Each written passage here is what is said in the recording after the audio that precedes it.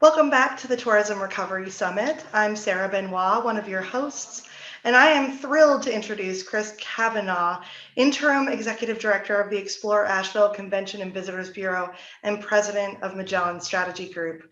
Chris has taught me a great deal over the years about not just tourism marketing, but the tourism industry at large. So I'm really excited to hear what he has to share today. Welcome, Chris.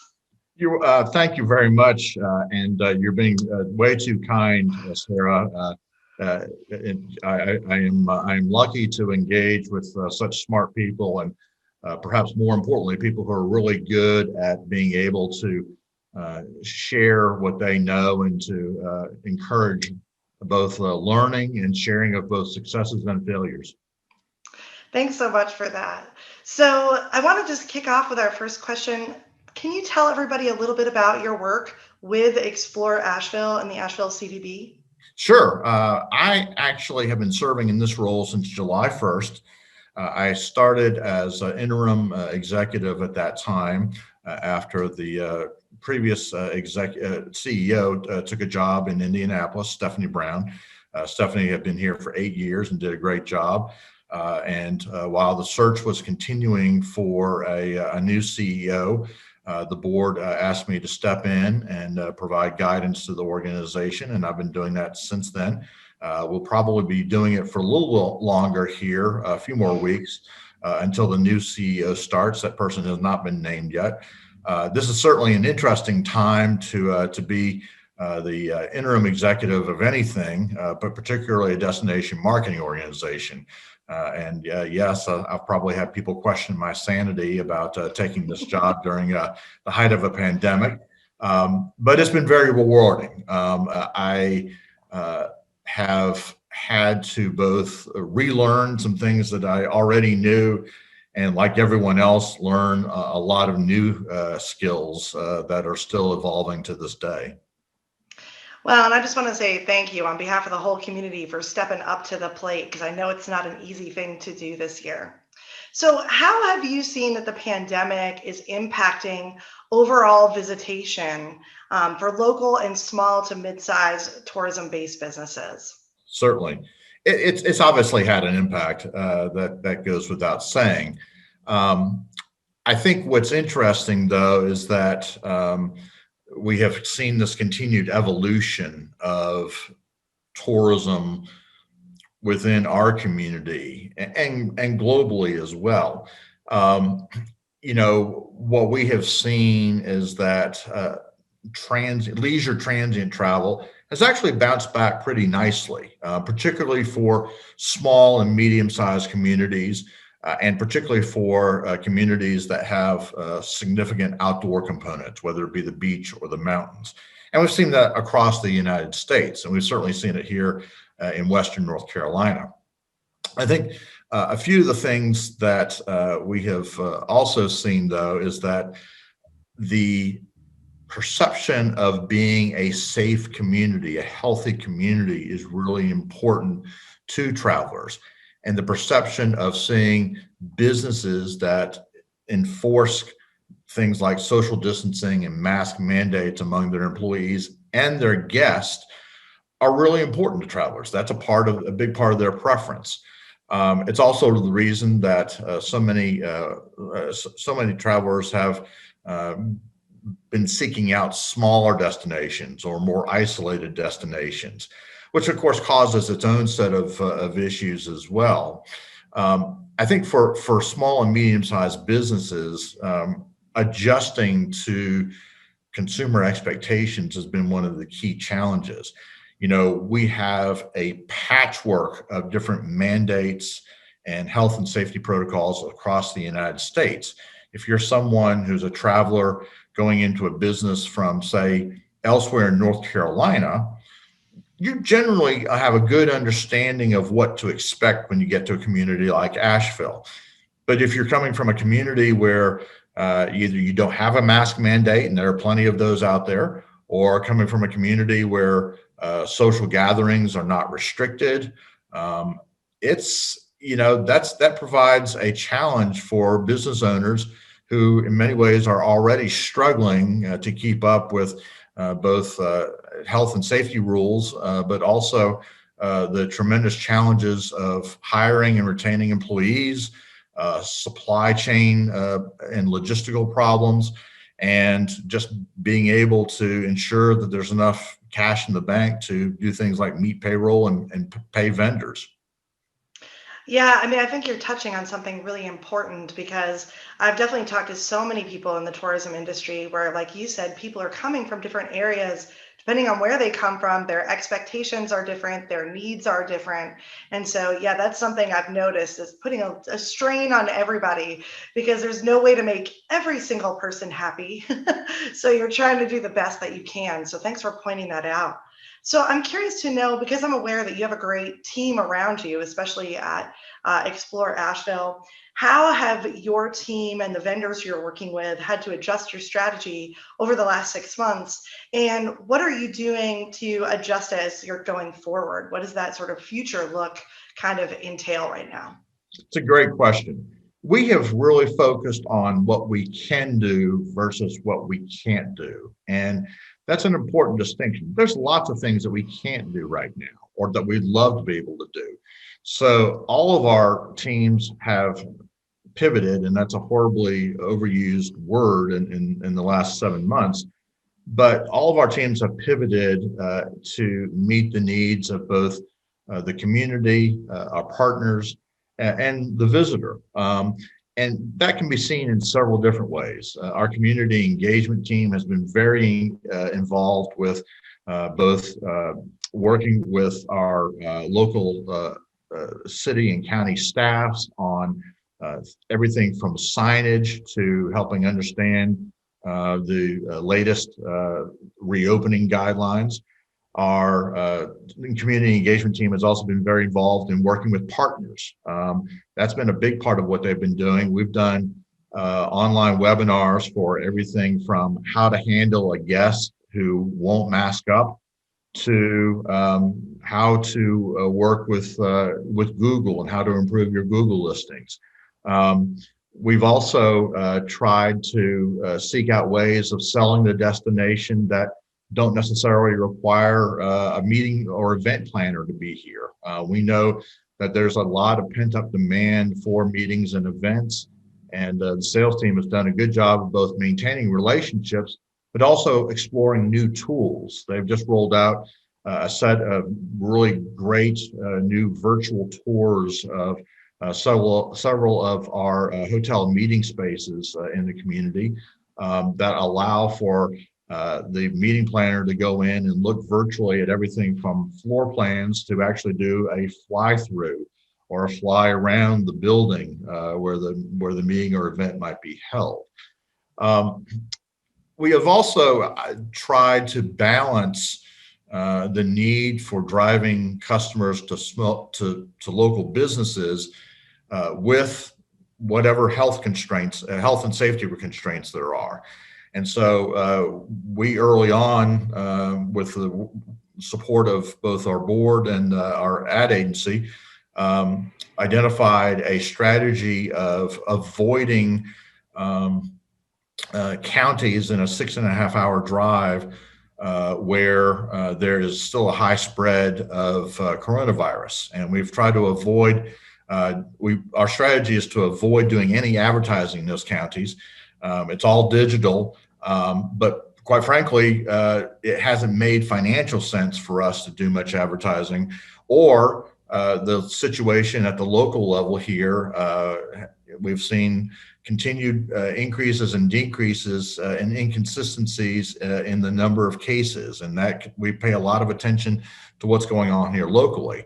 But we know that the recovery goes through tourism, and so when the time is right, we want to make sure that we're attracting customers to businesses that are aware of our mandates, who are respectful of our frontline workers, and who will do things like social distance and wear masks. And that's as important for our visitors as it is for the residents of the community. But we've tried, again, the strategy is that we're going to stay focused on what we can do.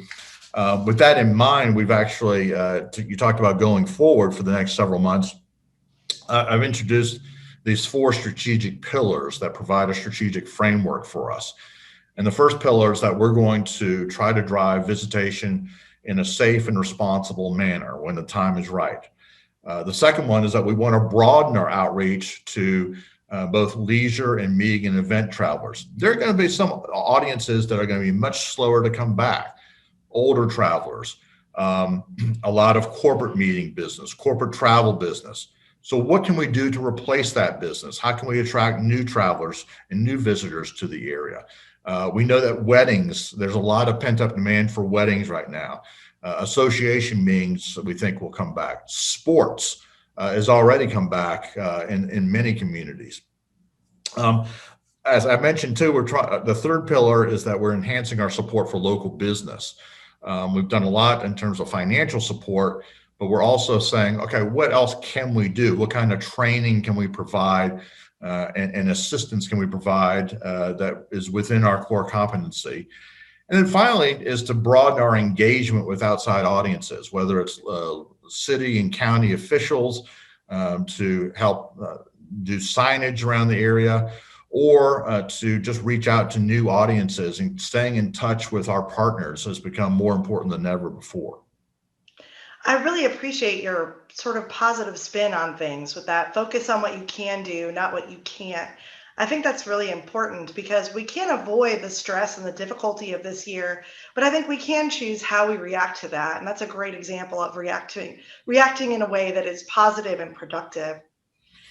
So I know as a leader in the tourism industry, you get to interact with lots of different people. And I'm curious to know what kind of creative solutions or innovative new approaches you've seen businesses taking over the last 6 months. And are there some new niches or some new emerging business models that seem to be performing well despite all of these disruptions? Well, you're right. The two words that really mark what has happened in this community, as well as most communities around the U.S., are resilience and innovation. And I've been pretty blown away at the kinds of resilience and innovation that have been shown by so many partners in the community. You know, one of the things I've noticed is that what's old is new again. As one example, you know, the QR code has made a comeback. Who would have ever thought that after being left for dead by the side of the road, that the QR code would make a comeback? Another thing is that the importance of online commerce. Even some folks who did not have an online shopping portal, or some restaurants that didn't have the ability to do to-go orders online. We've seen how important that is to ensuring the health and vitality of local small business. And so that was one of the things we pivoted to early on was, hey, what can we do to promote those businesses that have online commerce that feature unique local items? We're lucky to be living in a region that has such great makers. And so one of the first things that the team did was to say, hey, let's feature those stores within our community that have online retail components where they're selling goods made by local makers, or other things that are essential to them being able to stay in business. I think that's one thing is that, again, like I said, what's old is new again. I think another thing too, though, is we've seen how important having loyal customer bases are. And the ability to lean on that loyal customer base has been so important. It also shows, though, that those are the people who want to support you. And you've got to have, again, a way of reaching out to them that may be very old school. It may be just doing effective email marketing. It may be using your social media channels to not just show a pretty picture, but to say, hey, we've changed our menu. Here's some new menu items that are perfect for takeout. And you look at the changes made by restaurants, for instance, to their menus to do items that are well equipped for carryout. I think that the other thing that I've noticed is we do a lot more talking with each other now about what works and what doesn't, about understanding what are successes and what are failures. And it's not about competition, it's about learning from each other during this time period. And I think that's going to be so important going forward. I mean, yeah, I certainly don't want anybody to collude when it comes to things like pricing and so forth. Um, but there's still a lot of unknowns out there for us, particularly as we head into the winter months. And I think anybody in a small business needs to be thinking now about, well, what do our holiday offerings look like? We still see too a lot of our partners who are not updating their hours of operation, days of operation, menus on either their websites or something as simple as social media or their Google business listing. And I spend a lot of time trying to figure out, is this restaurant open on this night or what are their hours? I think there's also, again, going back to what we talked about earlier, you've got people coming in to a destination from lots of different places with lots of different reopenings. And don't assume that people know that you have limited hours or that you have to stop serving alcohol at 11 o'clock at night or that you only offer outdoor dining or to go. And you've got to make it easier for the consumer. We've got to do a better job of making it easier for people to connect with the things that they still want to connect with. There's a lot of pent up demand still out there. And I think that anything that we can do to provide access to the experiences that consumers still crave, anything we can do to make it easier, but with health and safety protocols in mind, is absolutely essential. Well, I think this relates to something I often teach in my classes about how I wish we would start to take marketing and customer service and put them together into one department because I feel like every time you provide great customer service, you're actually doing marketing in that moment. So, to your point, I just think you're nailing it on the head. It's really important for us to remember that when we keep things up to date and accurate, what we're actually doing is providing better customer service. And that customer service turns directly into, like you said earlier, potentially word of mouth, people giving feedback. And right now, when they're not happy, they are very quick to tell everybody they know about it, to review you in some way and let you know that you didn't live up to their expectations. So we do, I think, have to keep bringing those things together even more this year. Absolutely. Customer service and marketing are very much linked. They're not separate. And marketing, as you said, can be a huge part of customer service delivery. And if you fail to provide that kind of basic information that consumers are seeking, if you're either too busy or you assume that people already know, they're going to find other choices. There are still plenty of people spending money out there, and they have lots of choices to spend it on. But we need to encourage them to find ways to make deliberate choices so that they choose to go to a small independent locally owned restaurant versus I'm just going to go to a chain restaurant, or deciding I'm just going to order something off of Amazon as opposed to going to a local retailer and actually purchasing that item because that retailer has made it known we're open for business and we want your business and here are our hours of operation. Here are the things that make us unique. Yeah, exactly. So I'm curious as we wrap up, are there any specific tourism industry trends right now that you're paying attention to that, you feel like everybody should be watching? And also, are there any other thought leaders or other people in the industry that you think have really been stepping up to the plate as you have to be the interim executive director, that are stepping up to the plate to try to take really strong leadership right now to help everybody adapt to all the changes? Well, to answer your first question about trends, I think it's going to be really interesting to see if this trend towards the popularity of short-term rentals continues. That's been a big dominant trend for a lot of communities, particularly in small and medium-sized destinations, in mountain communities, in beach communities. And it's going to be really interesting to see if that trend continues. It has given probably a lot of people some new exposure to short-term rentals. I think also it means that some of our more traditional hotels and bed and breakfast are going to have to reestablish their value proposition relative to short-term rentals. And it also means that they're going to have to work extra hard to provide unique experiences and to show the health and safety protocols that they follow. I think another trend that we have to keep an eye on that we've seen show up is what kinds of pent up demand is there? What are the things that people have not been able to do that as soon as they get the ability to do it, either in your community or somebody else's community, that they're going to rush towards? What are the things that they have not been able to do? I mentioned weddings earlier. Weddings is again, I think we're going to see a big year for both weddings that have been postponed, but also celebrations. There are plenty of people who've probably gotten married among just family members or with a justice of the peace in 2020, but who still want to have a big celebration. I think those areas of pent up demand are going to be some of the things that will really mark the industry over the next year or so.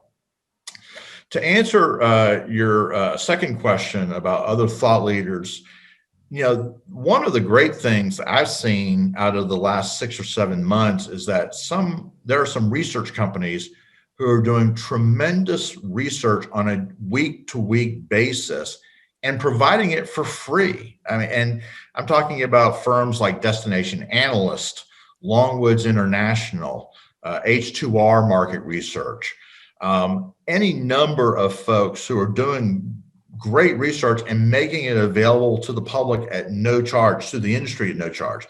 That's great. That is great information, because more so than at any other time in the industry's history, we're seeing changes from week to week. Consumer sentiment, measuring and understanding consumer sentiment is so important right now, because it can change from week to week in terms of people's either likelihood to travel or what will make them feel safe about traveling once again. And there's a lot of good information that some of those companies are putting out there and have shown real leadership by making it complimentary to anyone who wants it.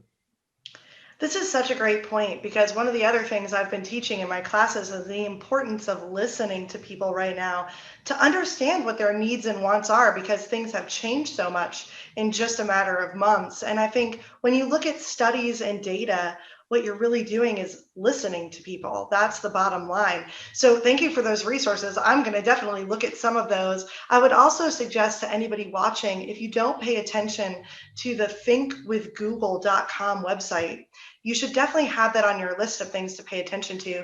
They have been studying a wide variety of online behaviors as it relates to travel and tourism.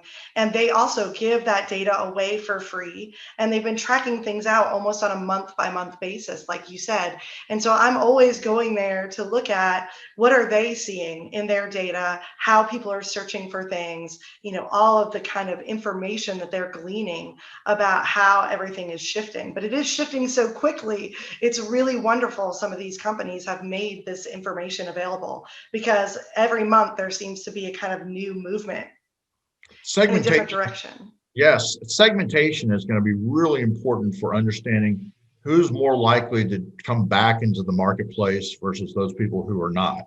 If you're a destination or a business that relies a lot upon an older traveler, you need to take a real hard look at, well, what other audiences can we attract that are, where do we have assets or experiences that are important to travelers, and who are those people? But segmentation is going to be really important, understanding who not only your current visitor is and customer is, but who your future customer is. Well, Chris, thank you so much for your time today. This has been completely enlightening. I really appreciate you joining us. And to everyone watching, thanks so much for being here. Thanks, everyone. I appreciate it, Sarah. And stay safe and stay sane out there.